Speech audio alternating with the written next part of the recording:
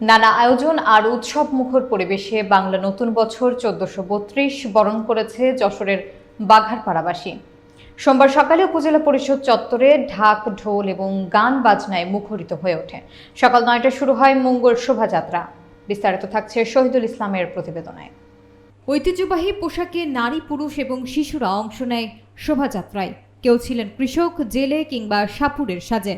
শোভাযাত্রাটি উপজেলা পরিষদ থেকে শুরু হয়ে শহরের প্রধান সড়ক প্রদক্ষিণ করে একই স্থানে শেষ হয়। শোভাযাত্রায় নেতৃত্ব দেন উপজেলা নির্বাহী অফিসার শোভন সরকার। এই সময় আরও উপস্থিত ছিলেন উপজেলা চেয়ারম্যান আবু তাহের সিদ্দিকী এবং মশিয়ার রহমান, সাবেক পৌর মেয়র আব্দুল হাই মনা, উপজেলা বিএনপি সভাপতি তানিয়া রহমান, কৃষক দলের সিনিয়র যুগ্ম সম্পাদক ইঞ্জিনিয়ার টি.এস. আইয়ুব, সাবেক অতিরিক্ত সচিব এবং বীর মুক্তিযোদ্ধা সন্তোষ কুমার অধিকারী, উপজেলা বিএনপি সাংগঠনিক সম্পাদক বিল্লাল হোসেন, ছাত্রদল সভাপতি নাফিজ ইকবাল ইসা এবং ছাত্রদল নেতা তারেক হাসান।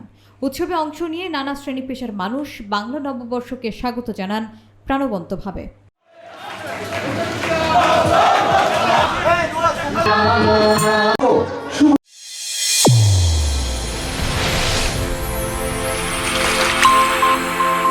চ্যানেল A1 হৃদয়ের স্পন্দন।